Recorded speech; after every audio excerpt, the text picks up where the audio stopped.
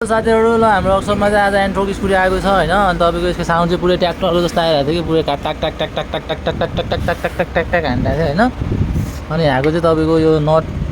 पनि यो प्राय जस्तो एन्ट्रोकको चाहिँ धेरै जस्तो त्यो साउन्डमा प्रब्लम आउने यहीँबाट हुन्छ यहाँको नट हुन्छ त्यहाँ लक हुन्छ त्यो लक राम्रोसँग लाउनु पर्छ यो नट पनि फुल टाइट हान्नुपर्छ गाइस यो रिङ पानाले टाइट गर्दाखेरि टाइट हुँदैन राम्रोसँग पुरै यसलाई गोटी हानेर गोटी पनि लाग्दैन त्यो गोटी पनि हामीले बेल्डिङ सेल्डिङ गरेर बनाउनु पर्ने हुन्छ फुल टाइट हान्नुपर्छ त्यो गोटी लगाएर अनि यसको साउन्ड आइरहेको थियो अनि त्यो नट पनि प्रब्लम थियो अर्को प्रब्लम पनि यसमा यो केम चेनले पनि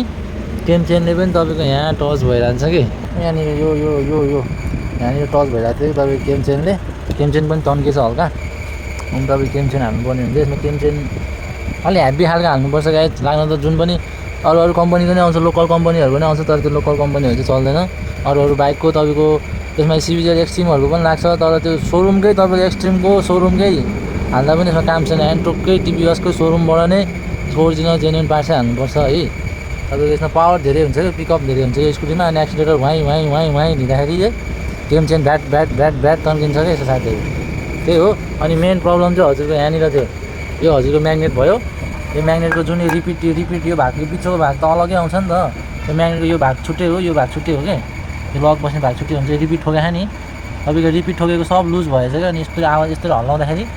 आवाज आइरहेको थियो तपाईँको छ्यान आवाज आइरहेको थियो यो भाग चाहिँ यो अलग्गै हो नि त यो पछिको भाग अलग्गै हो यो भाग अलग्गै हो क्या तपाईँको छ्यान आवाज आइरहेको थियो अनि हामीले रिपिट पुरै ठोकेको छौँ ठोकेर यहाँ यस्तो कुचाएर यसलाई चाहिँ टाइट बनाइसक्यो यसको साउन्ड आएको छैन अहिले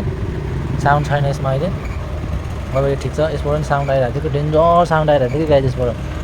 तपाईँको यही होला यति हो अब हामी फिट गरेर तपाईँहरूलाई देखाउँछु अनि यसको साउन्ड के कस्तो छ म तपाईँहरूलाई फिट गरेर सुनाउँछु है त गाइस यसको अनि तपाईँहरूको यो हामीले हेड ब्लक चाहिँ किन खोलेको भन्दाखेरि साउन्ड यति ठुलो थियो कि मलाई लागिरहेको थियो कनेक्टिङ सब गयो जस्तो लागिरहेको थियो कि मलाई अनि त्यही भएर मैले एकचोटि चेक गर्नको लागि भित्र केही प्रब्लम छ कि भनेर चेक गर्नको लागि भए पनि खोलेको अब चाहिँ हामी सब हेरिसकेपछि हामी ढुक्क भयो नि त सबै चिज हामीले थाहा पायो यो सब प्रब्लमहरू हामीले थाहा पाइसक्यो अब चाहिँ मजाले फिल गर्नुपर्ने हुन्छ ढुक्क पाराले 2-3 वर्ष केही नहुने गर्ने पाराले चाट है त तरिका अनि यहाँ चाहिँ गाइस बोल्ड हाल्ने बेला तपाईँहरू एकदम सानो बोल्ड हाल्नु होला है यहाँनिर यतातिर योहरू चाहिँ जस्तो हाल्यो भने थाहा उयो भएन तर तपाईँको यो नट भनेर चाहिँ एकदम मेन हो कि यहाँ तपाईँको लामो हाल्यो भने यताबाट निस्केर यहाँ केमचेनलाई छुन्छ क्या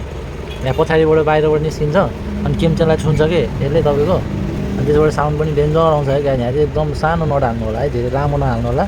बाहिर आउँछ क्या यति गरिसकेपछि हजुरको काम तमाम भयो है एन्ट्रोकको